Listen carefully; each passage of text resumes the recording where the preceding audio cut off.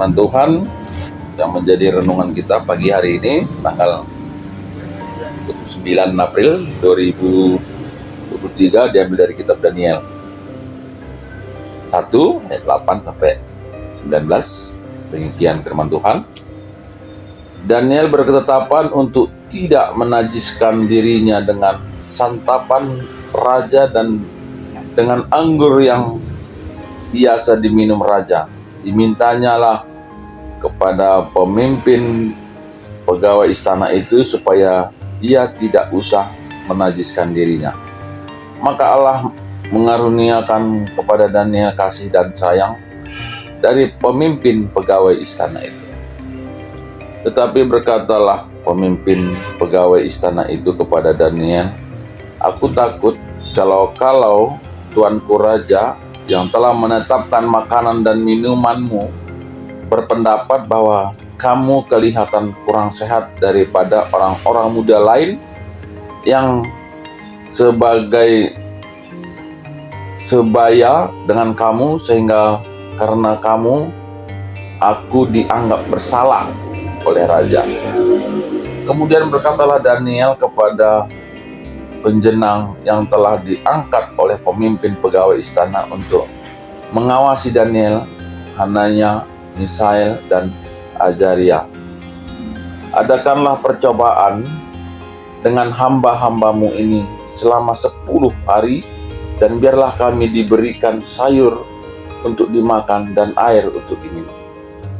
Sesudah itu bandingkanlah perawakan kami dengan perawakan orang-orang muda yang makan dari santapan raja. Kemudian perlakukanlah hamba-hambamu ini sesuai dengan pendapatmu." Didengarkannya lah permintaan mereka itu, lalu diadakanlah percobaan dengan mereka selama 10 hari.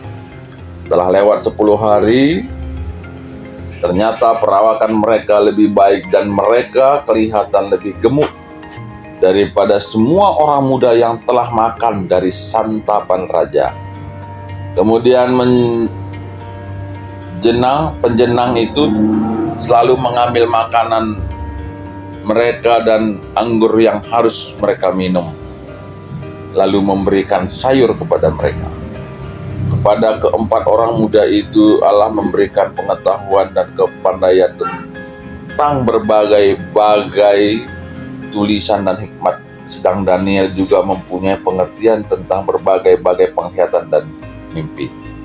Setelah lewat waktu yang ditetapkan raja bahwa mereka sekalian harus dibawa menghadap, maka dibawalah mereka oleh pemimpin pegawai istana itu ke hadapan Nebukadnezar.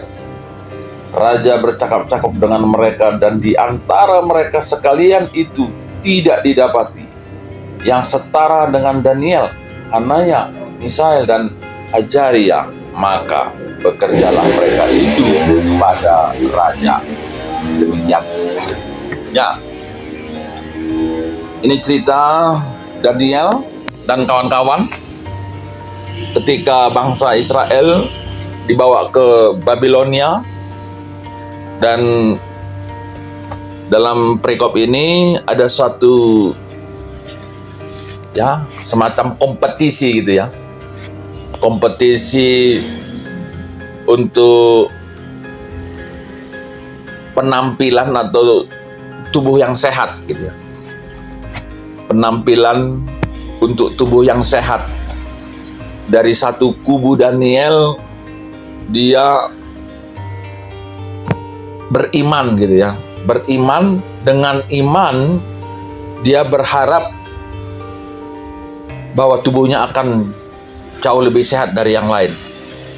Tapi dari sisi kubu pegawai raja, dia memakai ilmu pengetahuan untuk bisa tampil sehat. Nah, seperti itu. Jadi perikop ini kami menyoroti dari sisi itu ya. Sisi apakah iman itu jauh lebih baik untuk kita dapat sehat, atau pengetahuan itu lebih baik. Nah, seperti itu.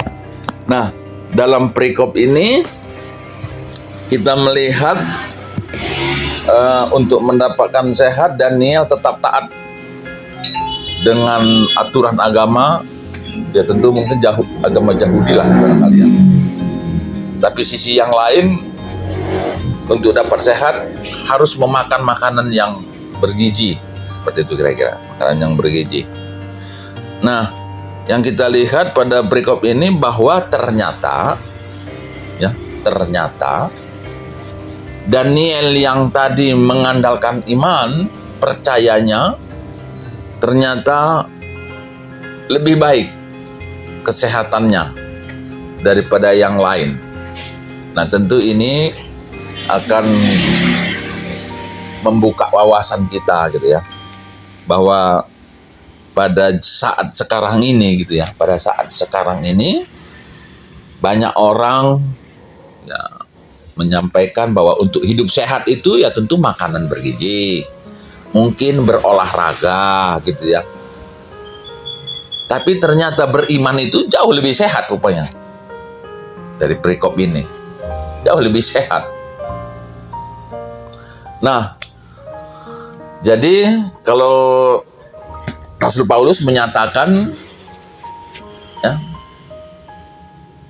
latihan badan atau latihan fisik itu baik gitu ya, tapi latihan rohani itu jauh lebih baik. Nah, seperti itu, jauh lebih baik. Nah, tapi dalam perikop ini banyak hal sebetulnya yang bisa kita angkat dari sisi teologi ya. Nah, pertama, ketika Daniel taat dengan agamanya, ternyata Tuhan menaruh gitu ya hikmatnya, ada nilai tambah yang diberikan Tuhan oleh karena ketaatannya. Nah, dan saya kira itu semua juga adalah iman bagi orang yang percaya gitu ya, bahwa ketika ada ketaatan pasti ada berkat. Ketika ada ketaatan pasti ada berkat ya, ada berkat. Nah, sisi yang lain, ketika Daniel itu taat, ada berkat yang diberikan Tuhan ya. Tadi disebutkan ada hikmat, mampu menjelaskan arti mimpi dan sebagainya. Dan sisi yang lain dari bagian ini, kita melihat sisi ketaatan Daniel ya. Dan ini jadi renungan sebetulnya sama kita. Renungannya apa? Kalau Daniel tadi begitu taat dia dengan tidak memakan makanannya yang enak gitu ya, itu kan sebetulnya sesuatu yang menyenangkan bagi tubuh kita. Dan itulah yang sering kali kita orang percaya yang gagal gitu ya, yang gagal dalam mempertahankan iman. Banyak kita ini seringkali melakukan pelanggaran agama, melanggar firman Tuhan untuk mendapatkan makanan. Nah, makanan di sini bisa saja dalam bentuk hal-hal yang memuaskan tubuh kita, atau hal-hal yang lain. Misalnya, banyak juga orang melakukan pelanggaran firman untuk mendapatkan kekayaan. Ya, mungkin bisa kita sebut contohnya Sambo, Minahasa, dan mungkin juga banyak kita melakukan pelanggaran firman untuk mendapatkan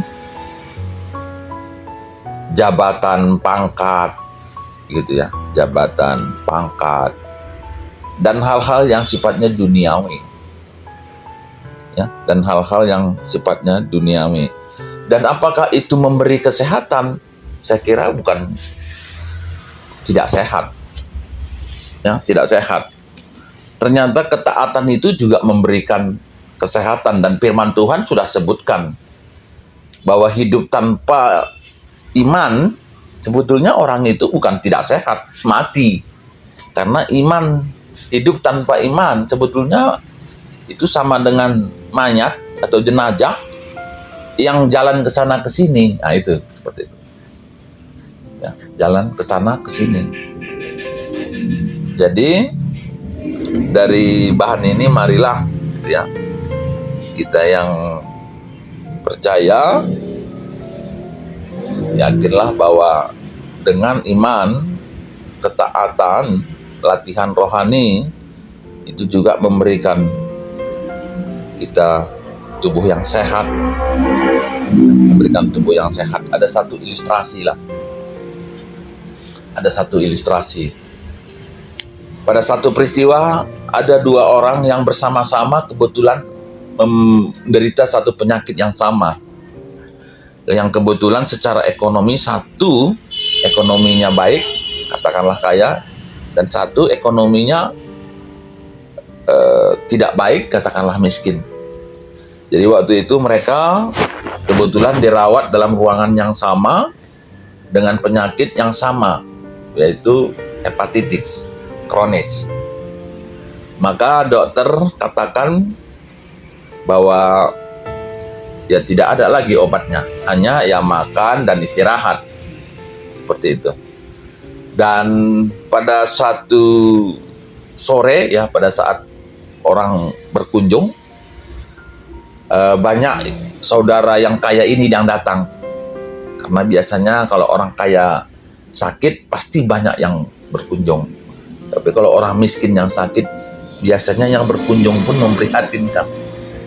Dan saudara-saudara orang kaya ini banyak bercerita terkait dengan penyakit hepatitis kronis ini. Ya. Sebagian orang bilang, ya pergilah ke luar negeri. Tapi sebagian orang bilang, ya sudahlah, gitu ya, sudahlah. Nah, sehingga hasil selanjutnya dari kedua orang ini, maka orang kaya tadi pergi ke luar negeri, melanjutkan pengobatan secara medis, ya tentu pengetahuan.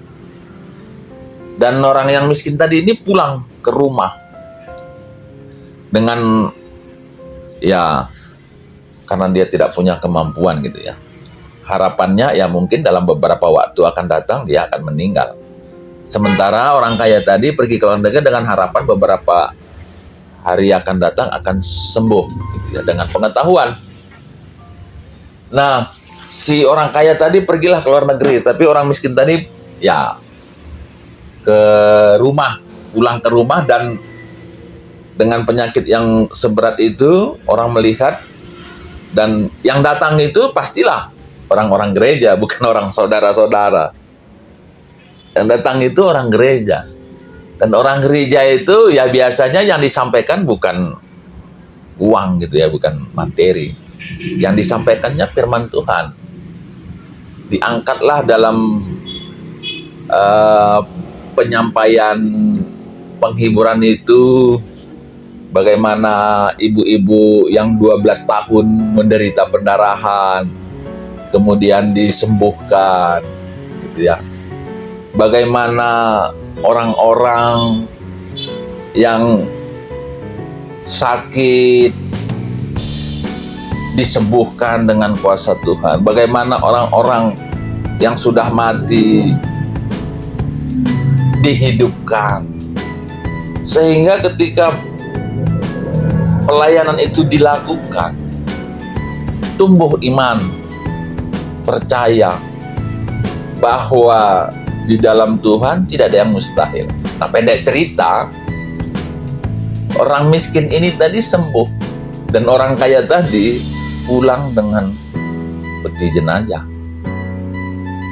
Pulang dengan peti jenazah. Nah, ini salah satu ilustrasi bagaimana iman itu lebih besar dari pengetahuan. Ketuahan kalau sebagian kata di bata, dengan semakaikan saya bas keluar tutup wari. Haleluya. Amin.